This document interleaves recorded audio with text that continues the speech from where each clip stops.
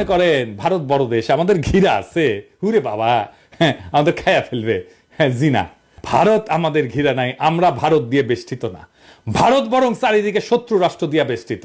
সরাসরি শত্রু না হইলেও তারা ভারতের বন্ধু না, যারা ভারতকে বেষ্টন করে আছে। ম্যাপটা খুলে দেখেন, একদিকে পাকিস্তান, চীন, নেপাল, বাংলাদেশ, আর ওইদিকে মায়ানমারের গণতন্ত্রকামীরা জিতে গেলে ওরা বাম্বু দেবে ইন্ডিয়াকে সকাল বিকাল। ইন্ডিয়াকে ঘিরে ফেলা হয়েছে চারিদিক থেকে, চারিদিকে ওর হোস্টাইল টেরিটরি। আর আমরা তিস্তার চায়নাকে ডেকে না চিকেন নেক চাইপা ধরবো।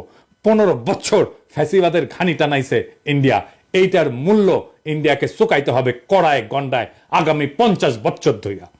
একটা কবিতা ছিল, মুক্তিযুদ্ধের সময় লেখা হয়েছিল, সেই কবিতা আমরা আবার পড়বো। তুমি আমার আকাশ থেকে সরাও তোমার ছায়া, তুমি বাংলা ছাড়ো। তুমি আমার বাতাস থেকে মোছো তোমার ধুলা, তুমি বাংলা ছাড়ো।